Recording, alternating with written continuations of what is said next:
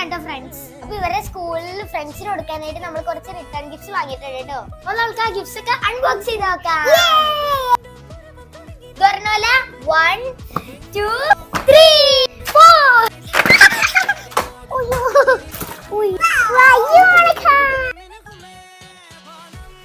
നമ്മൾക്ക് ആദ്യം ഒന്ന് സെറ്റ് ആക്കി വെക്കാം. ഇത് നമ്മൾക്ക് ഒരെണ്ണം പാക്ക് ചെയ്ത് കാണാം. ആക്ടിവിറ്റി ബുക്ക് എടുക്കാം. പിന്നെ നമ്മൾക്കൊരു കീ ചെയിൻ വെക്കാട്ടോ ഫ്രണ്ട്സ്. ഷാർപ്നർ, ഡോണറ്റിന്റെ ഒരു പിന്നെ ഒരു സ്റ്റാമ്പ്.